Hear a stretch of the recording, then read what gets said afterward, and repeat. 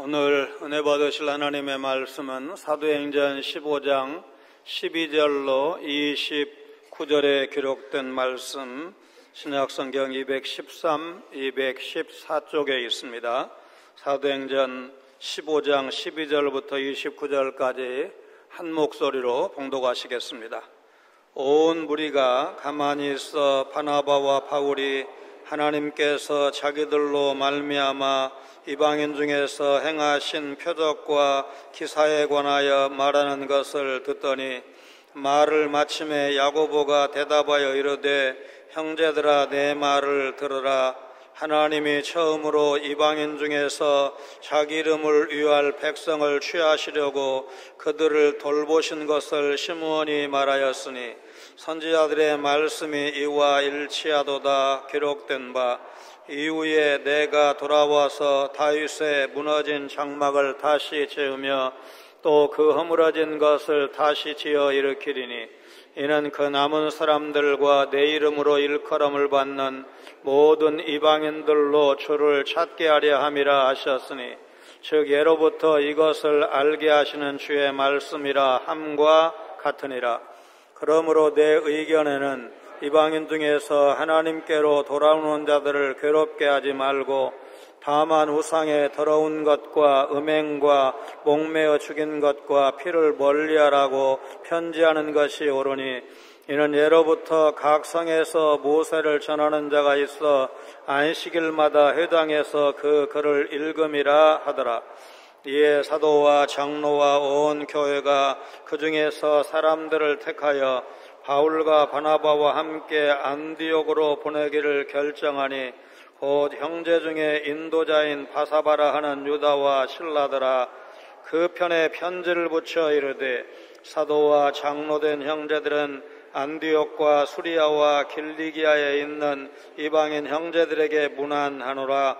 들은즉 우리 가운데서 어떤 사람들이 우리의 지시도 없이 나가서 말로 너희를 괴롭게 하고 마음을 혼란하게 한다 하기로 사람을 택하여 우리 주 예수 그리스도의 이름을 위하여 생명을 아끼지 아니하는 자인 우리가 사랑하는 바나바와 바울과 함께 너희에게 보내기를 만장일치로 결정하였노라.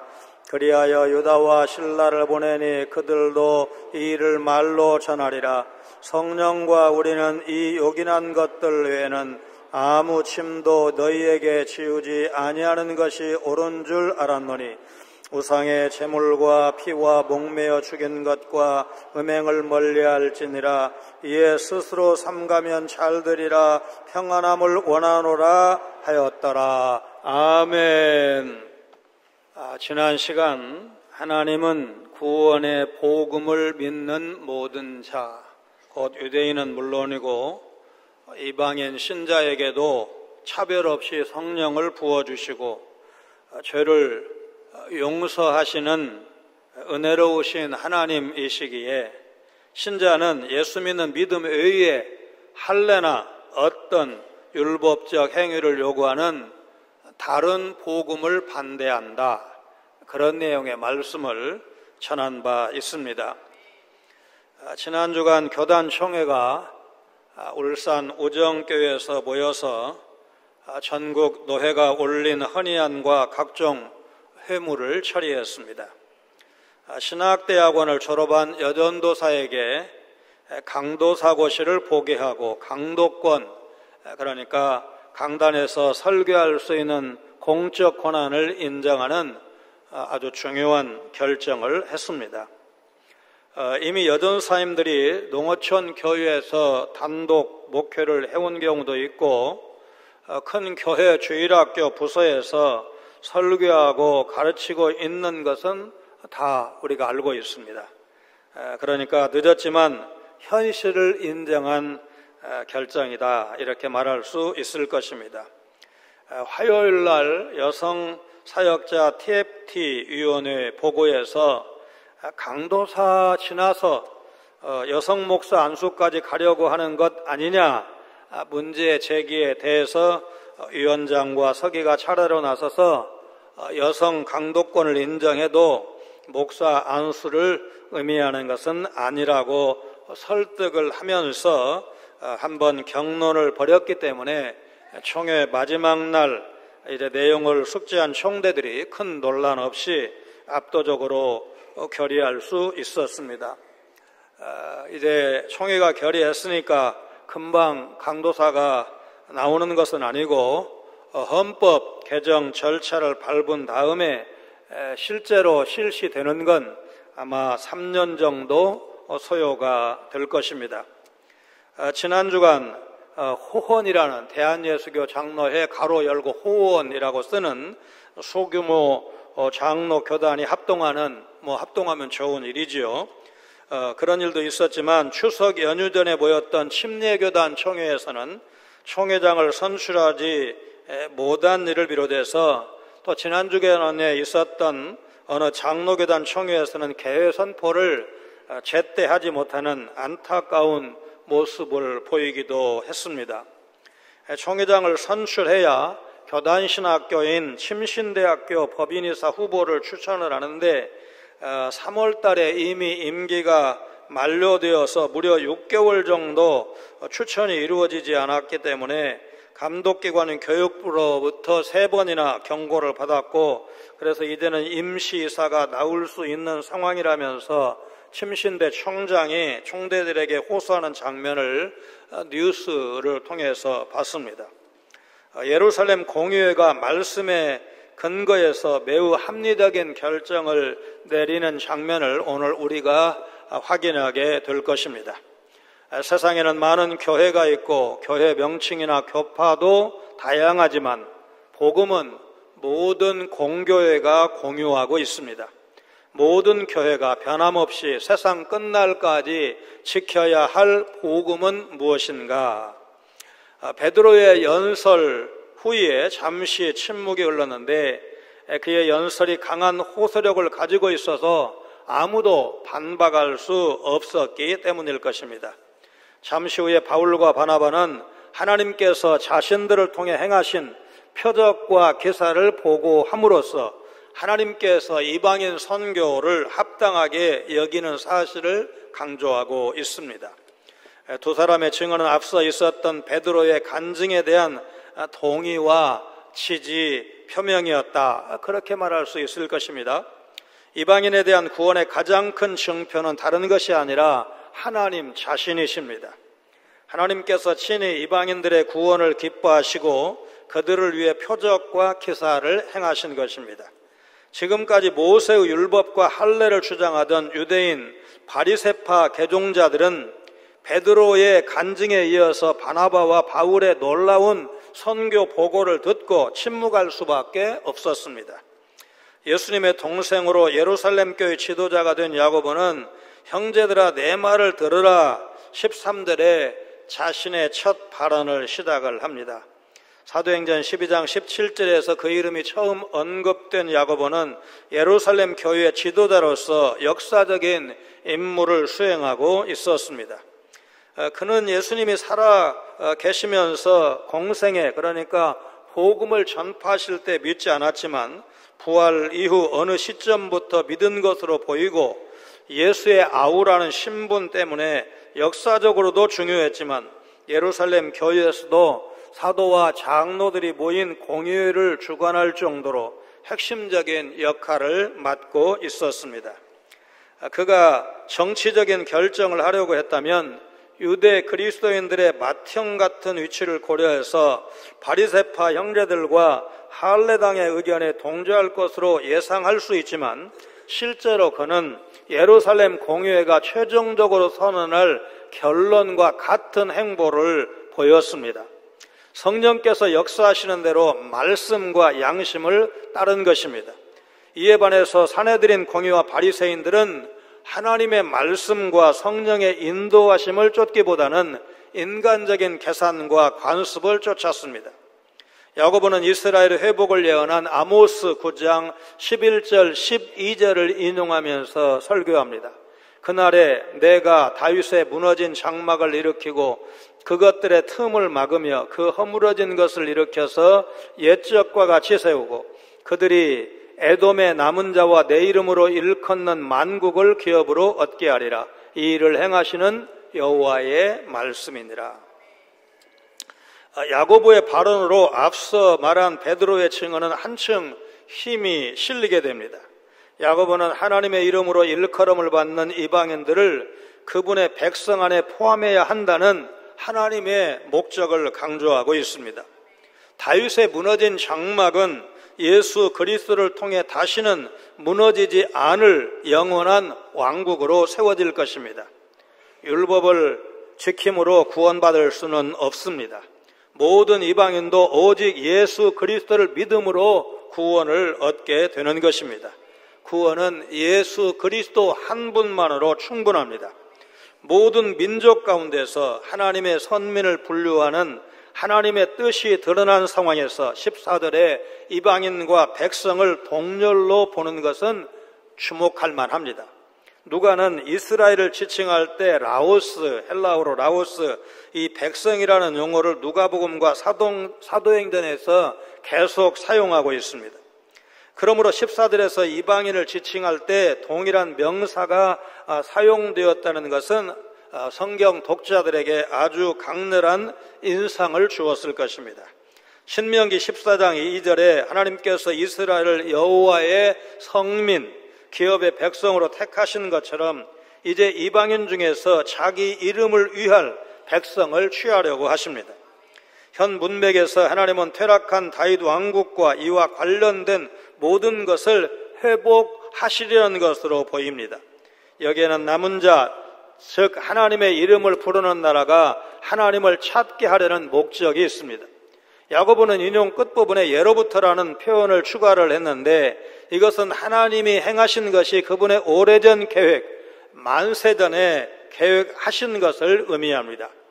그는 이방인이 종말론적인 하나님 나라 백성에 합류하고 하나님께 나아가기 위해서 유대인이 될 필요는 없다고 확실하게 말하고 있습니다. 복음은 하나님이 예수 믿는 모든 사람을 동등하게 그분의 백성으로 삼으시는 것을 말하는데 야고보는 공의의 석상에서 자기의 주장보다 아모스의 예언을 인용해서 이를 증명하고 있습니다. 이스라엘의 남은 자와 이방인이 복음을 듣고 믿어 성령을 받은 것은 오래전부터 유대인과 함께 모든 이방인이 주를 찾게 되리라는 선지자의 예언이 실제로 성취된 것이라는 놀라운 선언입니다. 현재의 대한민국 땅에서 태어나 선교사들에 의해 전해진 복음을 믿어 그리스도인이 되고 선교하는 교회로까지 성장한 여러분과 저 역시 아모스 선지자의 예언이 성취된 결과 아니겠습니까? 우리와 같은 이방인이 어떻게 구원을 받아 천국 백성, 영광스러운 하나님의 백성이 될 수가 있습니까? 하나님께서 오래전에 말씀하신 계획과 약속을 신실하게 이루셨기 때문에 가능한 것입니다. 자기 아들을 십자가에 못 박아 죽게 하심으로써 하나님은 구원 역사를 이루셨습니다. 이 놀라운 하나님의 일하심이 우리의 구원이 가능한 유일한 이유다. 여러분 믿으시기를 바랍니다. 그렇지만 위에서 언급한 것이 문제의 결론은 아닙니다. 이방인 신자들은 우상의 더러운 것과 음행과 목매어 죽인 것과 피를 멀리해야 합니다. 이것은 구원에 직결되는 문제는 아닙니다. 율법을 준수하는 유대인들이 거룩한 삶을 위해 소중히 여기는 규범들입니다. 비록 구원에 직결되는 사항, 관계없는 사항이지만 이방인들이 유대인들을 배려해서 거룩한 규범을 준수할 것을 제안하고 있습니다. 고린도전서 8장 13절을 보면 우상에게 드려졌던 제물에 대해서 사도 바울은 각자의 신앙적 양심에 맡겼지만 믿음이 연약한 형제들의 실족을 염려해서 사도 자신은 고기를 먹지 않겠다고, 그러니까 고기 먹어도 되는데 고기를 먹지 않겠다고 다짐을 했습니다. 나의 자유를 누리기 위해서 연약한 형제들을 실족하게 해서는 안 된다는 것입니다. 실감나는 예가 있습니다. 미국 정통 장로교, 약칭으로 OPC라고 하는데 이 OPC 선교사로 한국에 와서 총신대 교수로 20년 가까이 강의하고 돌아간 하빅한 한국 이름으로는 가나베 교수님의 일화를 소개해드린 적이 있습니다. 미국의 웨스트민스터 신학교 교수로 학생을 가르치다 하나님의 부르심을 받은 것으로 알고 있습니다. 그분이 한국에서 사역할 때 한국교회 전통에 따라 금연했지만 당시에는 78년에 미국으로 가신 것으로 알고 있는데 비행기에서 흡연이 가능했던 시절이라 미국으로 복귀할 때 비행기에 타자마자 담배 한 대부터 피워 물었다는 말은 실제인지 잘 모르겠지만 이런 얘기를 할 때 이 가나베 교수님의 이야기가 전설처럼 회자되고 있습니다. 한국교회 초기 선교사님들이 밀주 금지, 금연, 축첩 금지, 노름 금지, 미신 우상 숭배 금지 같은 일 정말로 잘한 일입니다. 여러분, 기독교 교회가 윤리 수준이 높아야 세상의 엘리트들이 예수 믿는 것이 가능한 것입니다. 우리는 이 목록을 보면서 레위기 17장, 18장의 영향을 받았다는 사실을 알 수 있습니다. 레위기를 보면 이스라엘 가운데 거류하는 거류민들에게 해당되는 다양한 규례가 소개되어 있습니다. 레위기의 규례 중에서 여기 나열한 행동은 땅을 오염시키는 것과 밀접한 관련이 있습니다. 이런 금지 규정의 선택은 하나님의 백성에 합류해서 그들 가운데 거하는 이방인에 대한 예언, 특별히 예레미야와 스가랴 선지자의 예언을 반영하고 있습니다. 스가랴서 2장 11절 같이 읽겠습니다. 그날에 많은 나라가 여호와께 속하여 내 백성이 될 것이요 나는 내 가운데에 머물리라. 네가 만군의 여호와께서 나를 내게 보내신 줄 알리라. 반면에 이런 특별한 것을 요구한 것이 양심적인 유대인 신자들과의 교류를 위한 이방인 신자들이 해야 할 최소한의 배려라는 주장도 있습니다. 야고보는 마지막으로 이는 예로부터 각 성에서 모세를 전하는 자가 있어 안식일마다 회당에서 그 글을 읽음이라고 덧붙입니다. 이 말은 유대 그리스도인들 가운데 계속 전승되는 율법의 지식을 말하는 것이고 이방인 신자들에게 요구한 특별 규정이 레위기에 있다는 것을 확실하게 말씀하는 것입니다. 고넬료를 비롯해서 사도행전에 등장하는 대부분의 이방인은 하나님을 경외하는 사람들인데 이들은 이방인으로서 유대인 회당 예배에 자주 참석을 해서 모세의 율법에 익숙했던 사람들이었음이 야고보의 발언을 통해서도 확인되고 있습니다. 만약 구원받는 일에 몇몇 사람에게만 해당하는 특별한 조건을 요구한다면 보편성이 없는 참된 복음일 수가 없는 것입니다. 야고보가 이방인 중에서 하나님께 돌아오는 신자들에게 우상에 더러운 것, 음행, 목매어 죽인 것, 피를 멀리하게 하는 것 외에는 괴롭게 하지 말자고 말한 것은 믿음 외에 아무 조건도 덧붙이지 말자는 것입니다. 오직 복음을 믿기만 하면 되고 이것이면 족합니다. 여러분 왜 그렇습니까? 우리 주님이 십자가에 성취하신 속죄와 의 다 이루었다, 다 갚았다, 충분하기 때문에 그렇습니다. 누구에게든 복음을 믿는 것 외에 다른 조건이 필요하지 않습니다. 예수님을 그리스도 구주로 믿기만 하면 그분의 완전한 속죄와 의가 그 사람의 것으로 간주되기 때문입니다. 믿음 외에 아무런 조건 없는 이 복음이 모든 사람이 받을 수 있는 좋은 소식 아니겠습니까? 하나님께서 정하신 기준만이 절대적이고 그래서 교회에 유익하고 교회는 하나님의 것이라는 것 여러분 믿으시기를 바랍니다. 야고보의 제안은 사도와 장로들 온 교회의 동의를 얻었습니다. 그 결과 바나바와 바울, 바사바라 하는 유다와 실라가 예루살렘 공회에 결의를 갖고 안디옥으로 가게 됩니다. 바사바라 하는 유다는 사도행전 1장에서 가룟 유다의 빈자리 확충을 위해서 마띠아와 함께 이제 복수후로 천교된 사람의 이름과 같은데 동일 인물일 가능성이 높지만 그러나 명시적으로 동일 인물이라고 언급한 구절은 없습니다. 실라라는 이름은 사도행전에서 여러 번 바울과 관련해서 나옵니다.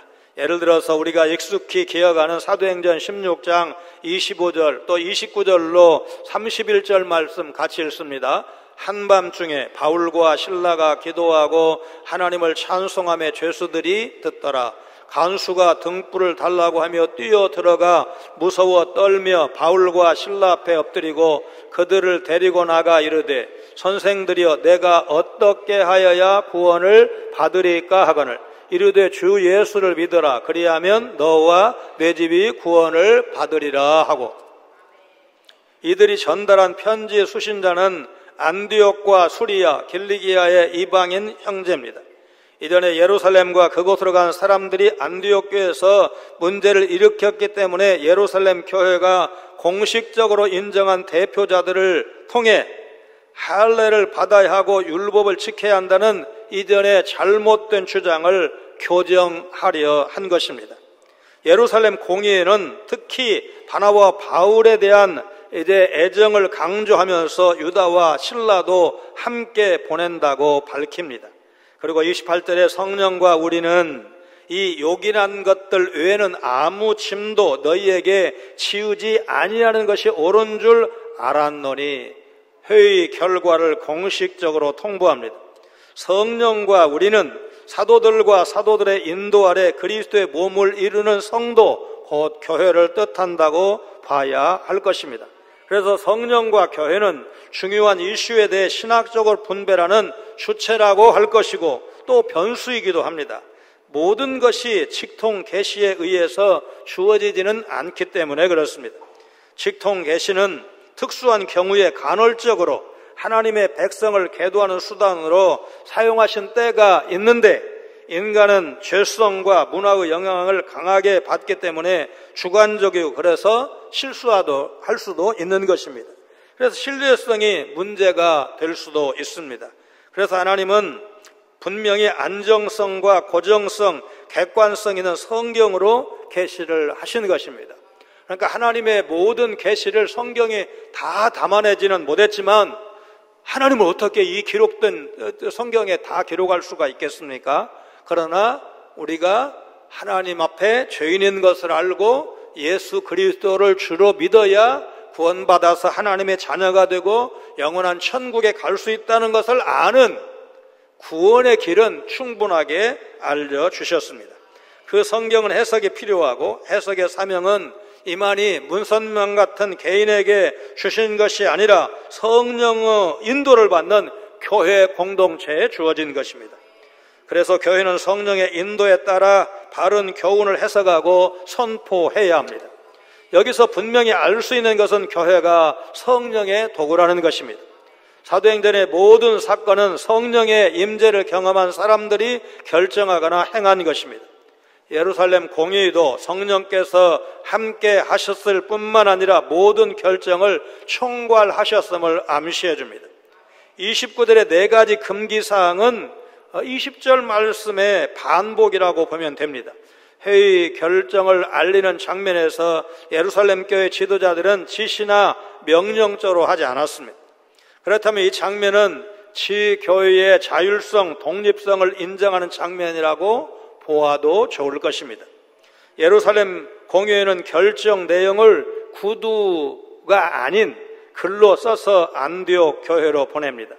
공회는 아무 조건 없이 이방인 성도를 예수 그리스도를 주로 섬기는 형제로 인정을 하는데 예수님의 동생도 있습니다. 예수님이 직접 불러서 세우신 3년 동안 훈련했던 제자들도 있는데 이제 그분들이 초신자, 이방인 신자까지도 동급이라고, 형제라고 불러준 것입니다. 우리가 믿는 복음은 하나님이 우리의 구원을 위해 베푸신 은혜의 정수입니다. 이 복음에 한 가지라도 보탠다면 그는 삼위일체 하나님과 온 교회를 대적하는 자 곧 이단인 것입니다. 하나님은 오직 예수 그리스도를 믿을 때 그분의 모든 유업과 복락의 실체인 성령을 주시는데 이 복음을 거부한다면 하나님을 거부하는 것과 다르지 않습니다. 예루살렘 공의의 결정은 복음을 듣고 믿은 자들에게 임하신 성령을 존중한 것이었습니다. 교회가 모여서 합의한 공식적인 결정을 성령의 뜻으로 선포했다는 점 아주 중요한 부분입니다. 어떤 의도와 목적으로도 복음의 본질을 바꿀 수는 없습니다. 복음에 다른 뭔가를 보태는 것은 이미 오신 성령을 부정하는 것입니다. 삼위일체 하나님의 뜻을 따라 온 교회가 동의한 복음은 복잡하지 않습니다. 아주 단순합니다. 지상교회는 교리적 문제, 교회와 노예 총회의 주도권, 쟁취, 심지어 이권 같은 문제로 늘 갈등과 이견에 노출되어 온 것이 사실입니다. 무엇보다 교리적 갈등은 성경을 연구하고 토론하는 과정에서 불가피한 측면이 없지 않다고 변명할 수 있을 것입니다. 그러나 주도권 싸움, 이권 문제 같은 이슈는 교회의 신뢰 하락 빌미를 교회 스스로가 제공한 것입니다. 그래서 더더욱 예루살렘 공회의 이 성숙한 모습은 오늘 우리 시대의 교회 공동체, 교회, 노예, 총회가 본받아야 할 바람직한 모델이라는 사실을 아무도 부인할 수가 없는 것입니다. 유대인과 이방인, 곧 인종과 성장 배경이 달라도 상대의 말을 경청하는 모습, 말씀을 통한 문제 해석, 상대에 대한 배려와 존중, 성령을 의지하고 맡기는 겸손하면서도 열린 모습, 이 모두가 우리의 교회 공동체, 노예 총회 안에서 아름다운 관계의 원리가 되어서 성숙한 교회의 모습을 이루어 가는데 적용해야 할 부분이라 할 것입니다. 제롬이라는 사람은 405년에 히브리어 성경을 라틴어로 직접 번역한 소위 벌게이트역을 번역한 분인데, 이 성경은 중세 교회의 공식 성경으로 오랫동안 쓰였습니다. 이제 그 뒤에 위클리프 성경이라든지 루터의 독일어로 번역한 것이라든지 또 킹제임스 역이라든지 이제 이런 성경 번역으로 이어지게 됩니다. 그는 헝가리에서 태어나 28살 때 열병에 걸려 거의 죽게 되었는데 하나님의 은혜로 살아났습니다.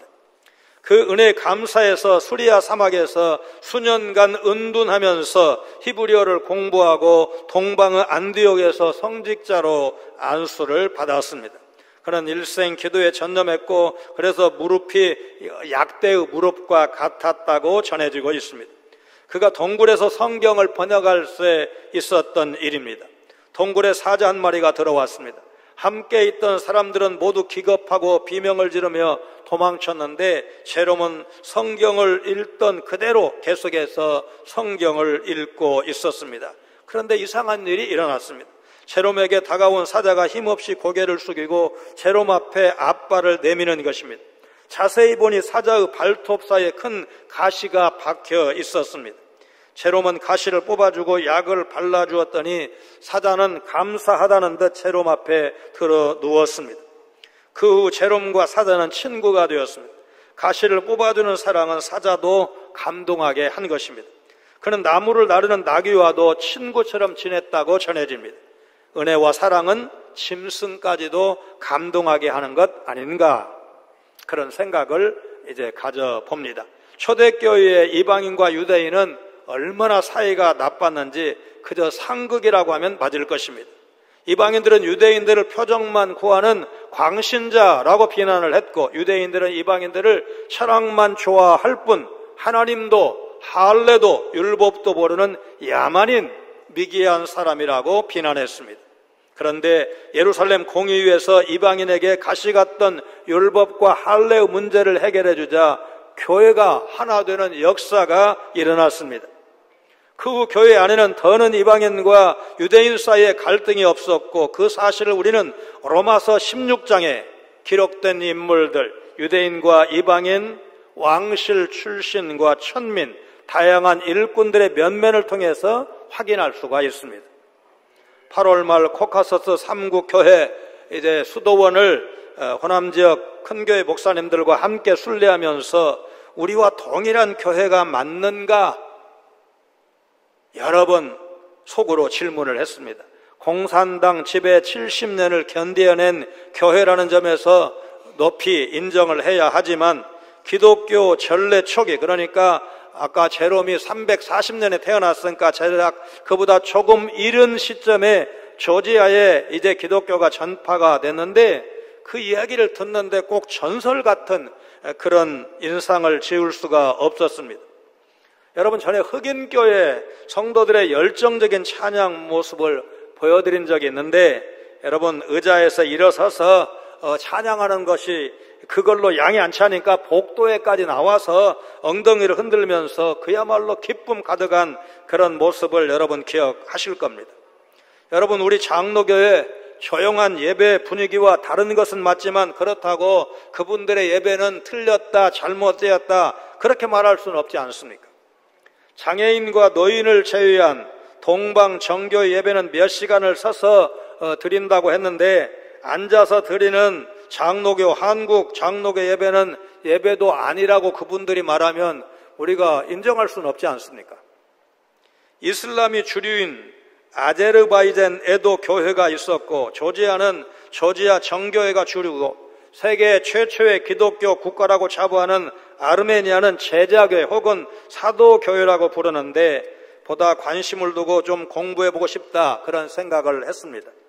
왕의 핍박을 받아 13년을 갇혀 있으면서도 이제 사진에서 볼 수 있는 바와 같이 바위에 고인물을 먹고 동굴에 숨어서 버티면서까지 끝까지 굴복하지 않을 수 있었던 것은 무엇보다도 하나님의 도우심이 있었지만, 그를 위해서 기도하고 굶어 죽지 않도록 은밀히 후원하는 성도들이 있었기 때문에 가능했습니다.